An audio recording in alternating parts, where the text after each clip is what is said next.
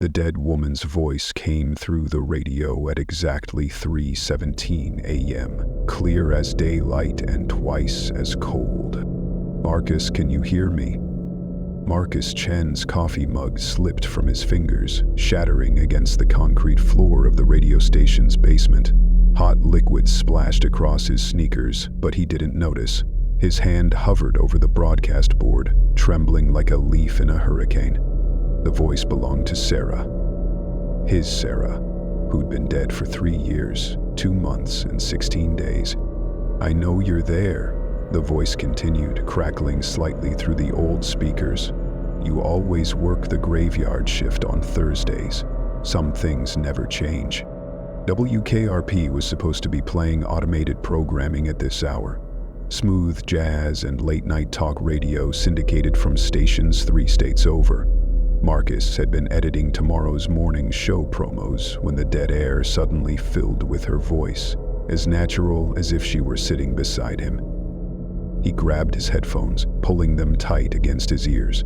Maybe he was hallucinating. God knew he'd been pushing himself too hard lately, surviving on energy drinks and maybe 4 hours of sleep a night. The station manager had been breathing down his neck about ratings, advertising revenue was down 30%, and his apartment lease was up for renewal next month, with a rent increase he couldn't afford. But the voice continued, patient and achingly familiar. "You look tired, Marcus. When's the last time you slept? Really slept?" His eyes darted to the security monitor. The camera showed an empty hallway leading to the station's front entrance. Another screen displayed the parking lot, just his beaten Honda Civic under the flickering street light. He was alone. Marcus reached for the microphone with shaking fingers, then stopped. What was he doing? You don't talk to dead people. You don't validate hallucinations. You take your medication, drink some water, and call in sick. "Don't leave," Sarah's voice pleaded. "Please, I've been trying to reach you for so long." The tone was exactly right. That slight upturn at the end of her sentences when she was nervous, the way she emphasized consonants when she was trying to convince him of something. It was Sarah's voice, unmistakably, impossibly. "You're not real," Marcus whispered to the empty room. The radio crackled.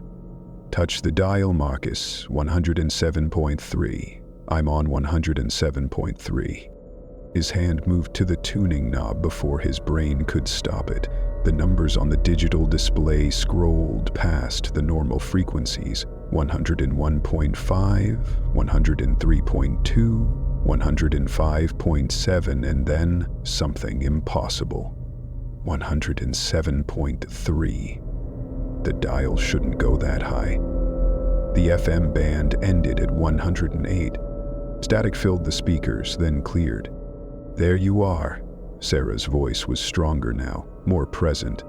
"I knew you'd find me." Marcus stared at the impossible frequency display, his engineering degree warring with the evidence of his senses.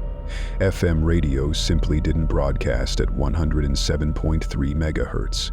It was like finding a 13th hour on a clock or a 32nd day in February. "Sarah died in a car accident," he said aloud, as if speaking the truth would make the impossible voice disappear. "I went to her funeral. I scattered her ashes in the lake behind your childhood home." The voice replied, "You wore the black suit I bought you for your job interview at Channel 7. You couldn't stop crying, and your mother held your hand during the service." Marcus's breath caught. Those details. He'd never told anyone about the suit, about his mother's gesture. Sarah was the only one who would have known. "This isn't possible," he whispered. "Lots of things aren't possible until they happen." He could hear the smile in her voice, that gentle, patient tone she used when he was being stubborn about something. "Remember when you said it was impossible for you to love someone as much as you loved your radio equipment? Then you met me." Despite everything, Marcus almost smiled. She'd been relentless in those early days, showing up at the station with coffee and questions about how the transmitters worked, genuinely fascinated by the technical aspects of broadcasting. Most people's eyes glazed over when he started talking about frequency modulation and signal propagation, but Sarah had listened like he was revealing the secrets of the universe. "If you're really Sarah," he said, "prove it. Tell me something only she would know." The radio was quiet for a moment, just the soft hiss of static. Then, "The night before I died, we had a fight. You wanted to apply for that job in Portland, and I said we should stay here, build something together.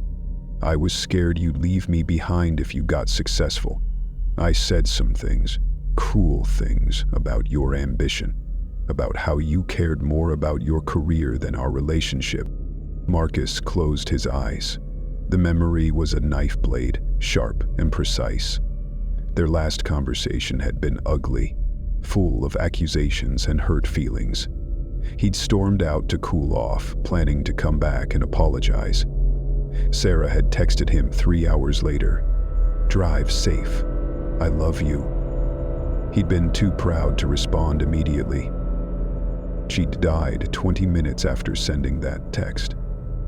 "I never got to take it back," the voice continued, and now there was pain in it, raw and immediate. "I never got to tell you I was wrong, that I was just scared of being left behind. I died angry at you, Marcus, and that's the worst part of being dead, knowing your last words to someone you loved were poison. Sarah." His voice broke on her name.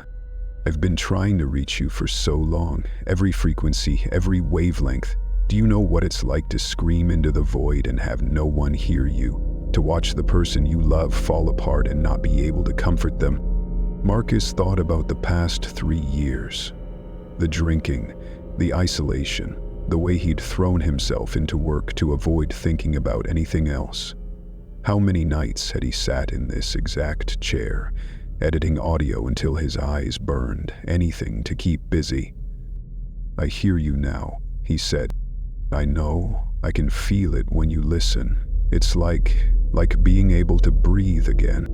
The connection strengthened, and with it came something else. A presence in the room that raised goosebumps on his arms. The temperature dropped several degrees, and his breath began to mist slightly. "Sarah, where are you? Where are you calling from?" "I don't know. Somewhere in between, I think. The space between frequencies, between what is and what was. It's lonely here, Marcus. So terribly lonely." Over the next week, Marcus found himself spending every night at the station, waiting for 3:17 AM. Sarah came through the impossible frequency like clockwork, and their conversations grew longer, more intimate. She told him about the in-between place, a gray realm where sound traveled strangely and time moved like thick honey. "It's not like the afterlife in movies," she explained during their 4th conversation. "There's no bright light, no tunnel, no judgment. It's just quiet. Endless quiet, broken only by the voices of people like me who can't let go." "People like you?" "The ones who died with unfinished business, regrets that anchor us to the world of the living. We're drawn to the places where electromagnetic fields are strongest. Radio towers, power lines, cell phone arrays. We become part of the signal itself." Marcus had been researching, staying up during his off months to scour forums and academic papers about paranormal communication. Most of it was garbage, but he'd found a few credible accounts of similar phenomena.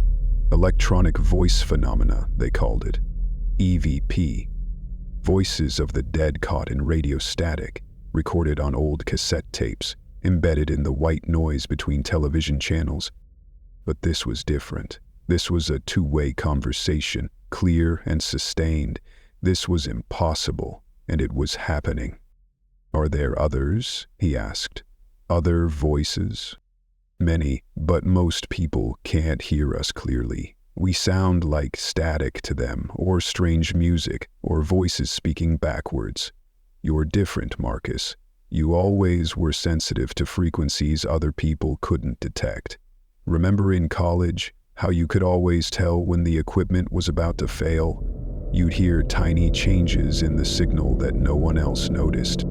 He did remember. His professors had joked about his golden ears, his ability to detect audio problems that wouldn't show up on meters for hours or even days. He'd thought it was just experience, careful listening. Now he wondered if it was something more. Is that why you can reach me? Because I can hear you? Partly, but mostly it's because you won't let me go. The words hit him like a physical blow. What do you mean? Your grief, Marcus. It's like a beacon. Every night, you sit in that chair and remember me. You replay our conversations, our fights, our good times. That emotional energy creates a bridge between your world and mine. Love is a frequency too, you know. The strongest one there is. Marcus stared at the radio, processing this. So I'm keeping you trapped? Not trapped. Connected. But Marcus, her voice grew softer, more distant. I'm fading. Each time I reach you, it takes more energy. And there are things here, in the in-between, hungry things that feed on the energy of souls like me. They're getting closer. What kind of things? Static overwhelmed the signal for a moment, then cleared. Can't stay much longer. They know I've been using the frequency. They're coming. Sarah, talk to me. What's coming? But the connection was breaking up, her voice fragmenting into electronic noise. Tomorrow night, 107.3, I'll try to explain. The signal died, leaving only silence. Marcus spent Friday in a state of barely controlled panic. He called in sick to his day job at the advertising agency, the one that paid his actual bills while the radio station slowly bled money, and spent hours researching everything he could find about electromagnetic phenomena and death.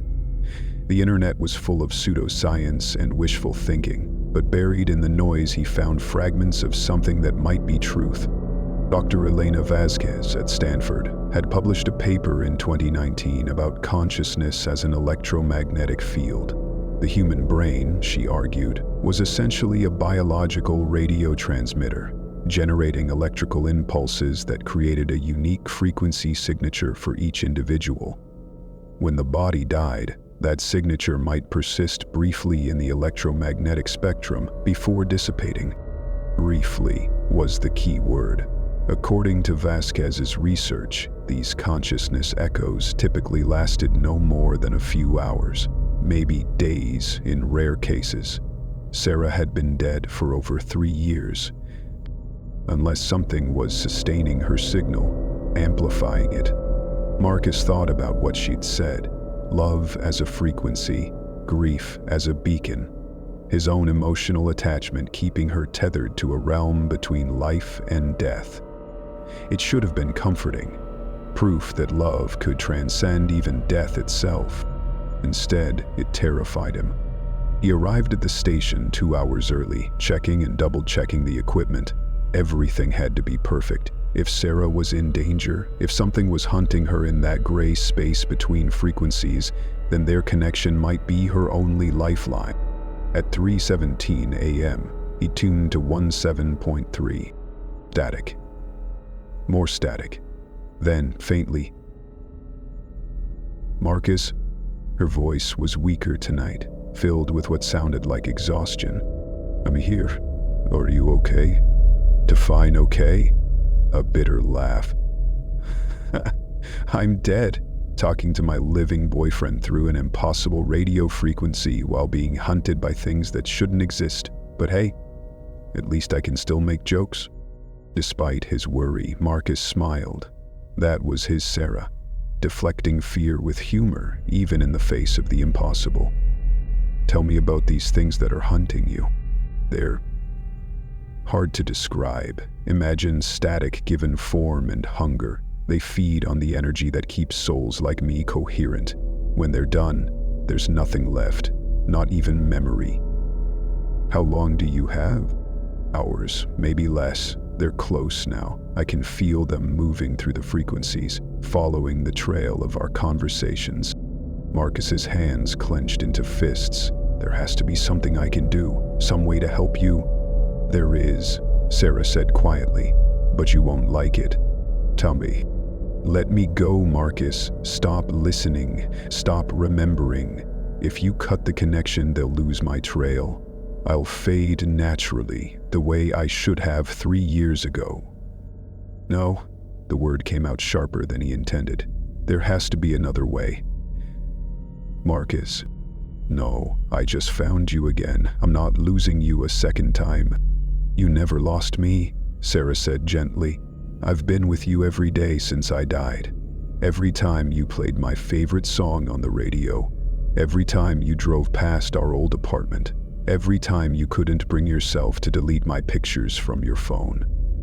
I've been there, in your heart, where I belong. It's not enough, Marcus whispered. Memories aren't enough. They have to be, because the alternative is worse than death. It's complete erasure. Please, Marcus, if you ever loved me, let me go.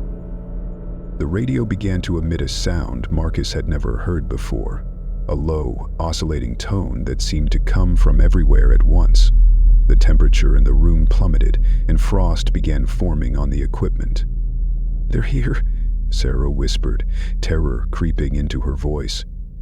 Oh God, Marcus, they're here. The sound grew louder, a discordant harmony that made Marcus's teeth ache. Through the speakers came other noises, clicking, chittering sounds like insects, and underneath it all, a hunger so profound it seemed to have its own gravitational pull. Sarah, Marcus grabbed the microphone. Sarah, talk to me. Her voice was barely audible now, overwhelmed by the electronic shrieking. Can't hold them. Too many. Marcus, please. The lights in the station began to flicker. Sparks shot from the mixing board. The old vacuum tubes in the transmitter glowed brighter than Marcus had ever seen them, threatening to burn out completely. But an idea was forming, crazy and desperate and probably impossible. Marcus was a radio engineer. He understood signal amplification, frequency modulation, power output. If Sarah existed as an electromagnetic signature, if she was weakening because she lacked sufficient energy to maintain coherence. Sarah, listen to me. He cranked the microphone gain to maximum. I'm going to boost your signal, route everything through the main transmitter. What? Her voice cut through the static for a moment. Marcus, no, that's too dangerous. Trust me. Marcus's fingers flew across the control board, bypassing safety protocols and routing all available power to the 107.3 frequency. Warning lights flashed red as the equipment strained beyond its design limits. The transmitter began to whine like a wounded animal. I can't let you go, he said into the microphone. I won't. If you need energy to fight those things, I'll give you every watt this station has. Marcus, if you overload the transmitter, then we go down fighting. He pushed the power output to 150% of normal operating capacity. The building's lights dimmed as the transmitter drew massive amounts of electricity. Heat began radiating from the equipment, and the smell of burning electronics filled the air. But Sarah's voice grew stronger. I can feel it, she said, wonder replacing fear. The energy. It's like being alive again. The hungry sounds from the speakers grew more agitated. Through the static, Marcus could hear what might have been screaming. Whatever you're doing to them, keep it up, he said. The amplification, it's not just making me stronger. It's broadcasting me across multiple frequencies simultaneously. They can't track me when I'm everywhere at once. Marcus grinned, pushing the power even higher. Warning alarms began sounding, but he ignored them. Electronic warfare. I'm jamming their hunting signals. Marcus, you beautiful, brilliant idiot. Sarah laughed, and the sound was like music after the electronic screaming. It's working. They're retreating. But victory came at a price. The main transmitter let out a sound like a dying elephant and shut down completely. Emergency lighting kicked in, bathing the studio in red. The radio fell silent. Marcus held his breath in the sudden quiet. Had he lost her again? Then, Impossibly, Sarah's voice came through the speakers, not from 107.3, but from the station's normal broadcast frequency, 101.5 F. Marcus, are you there? How are you on our regular frequency? The power surge. It changed something, opened new pathways. I think I'm part of the station now, part of the signal itself. In the weeks that followed, Marcus and Sarah worked out the parameters of their new existence together. She could manifest during the overnight hours when the station ran automated programming, her voice replacing the syndicated content. To anyone listening, it sounded like WKRP had hired a new late-night DJ with a voice like honey and an encyclopedic knowledge of music. Ratings began to climb.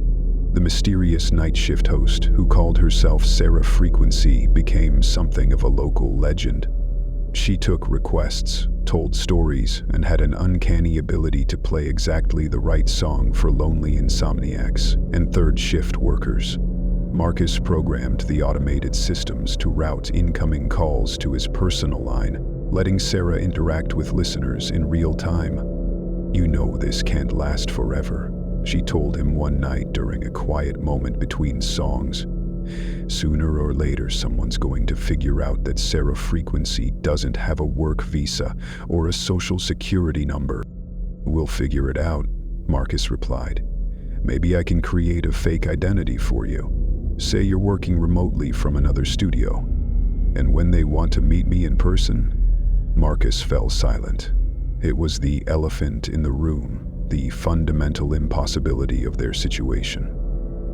Sarah could manipulate electronic equipment, modulate radio signals, even affect the station's temperature and lighting to some degree. But she couldn't touch him, couldn't step outside the electromagnetic field that kept her coherent. "I've been thinking about that," she said softly, "about what comes next." "Sarah, no, let me finish.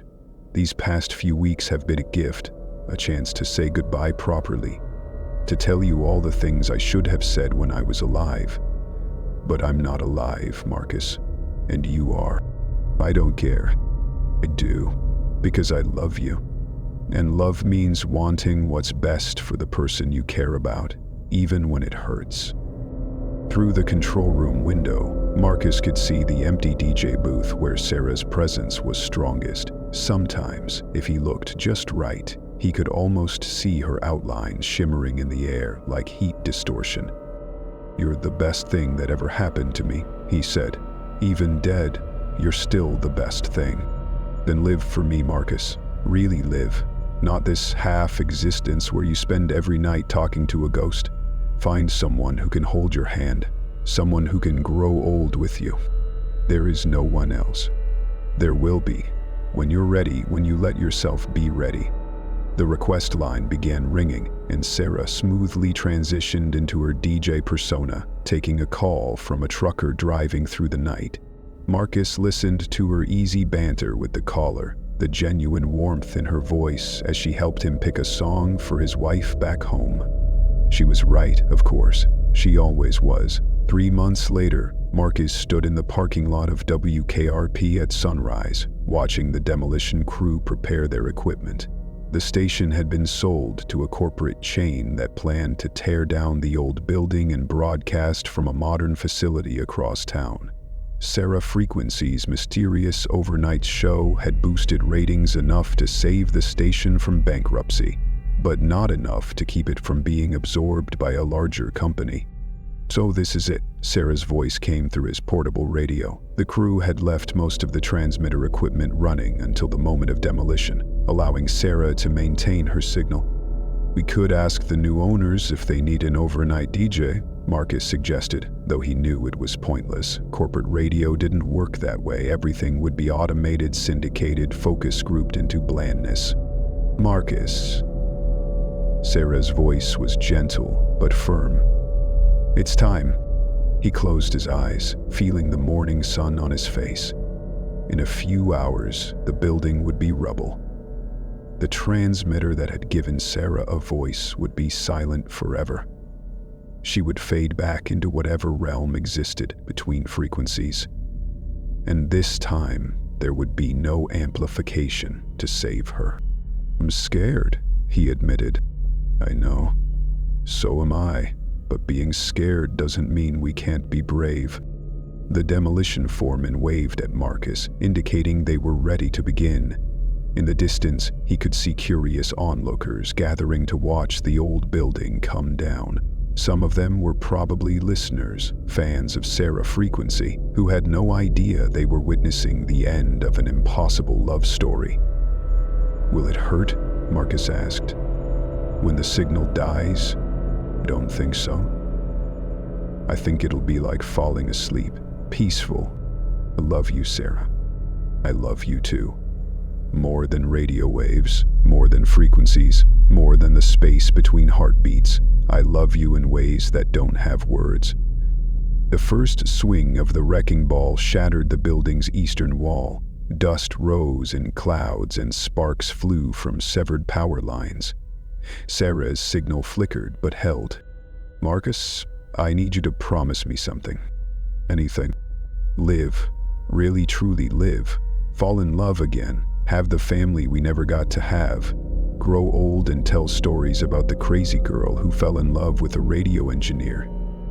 Another impact. The transmitter tower swayed and began to topple. "Promise me," Sarah insisted, her voice growing fainter as the equipment failed. "I promise," Marcus whispered. The tower crashed down in a shower of sparks and twisted metal. Sarah's signal dissolved into static, then silence.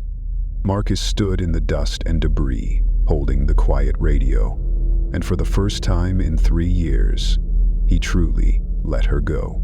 5 years later, Marcus stood at the altar of St. Matthew's Chapel, watching his bride walk down the aisle. Elena was a sound engineer he'd met at a broadcasting conference, someone who shared his passion for the technical artistry of radio. She understood why he sometimes got lost in thought when old songs played, why he kept a vintage radio on his nightstand even though it no longer worked. As Elena reached the altar and took his hands, Marcus felt a brief, impossible sensation, like static electricity, warm and familiar. He glanced around the church and caught sight of an old radio in the pastor's office, its dial glowing faintly in the afternoon sunlight. For just a moment, he could swear he heard Sarah's voice carried on the breeze through the open windows. "Be happy, Marcus. Be so happy." Then the sensation passed, and there was only Elena's smile, the pastor's words, and the promise of a future filled with new frequencies to explore. That night, as Marcus and Elena danced at their reception, he thought he heard a familiar song request come through the DJ's system, an old ballad that Sarah had loved, played at just the right moment to make everyone stop and listen. But when he looked over at the DJ booth, there was only the hired professional, a young man who shrugged when Marcus asked where the request had come from. "Weird," the DJ said. "The system just started playing it on its own. Must be some kind of glitch in the programming." Marcus smiled and pulled Elena closer as they swayed to the music. Some glitches, he thought, were actually blessings in disguise. In the space between frequencies, between what was and what could be, love found a way to say goodbye.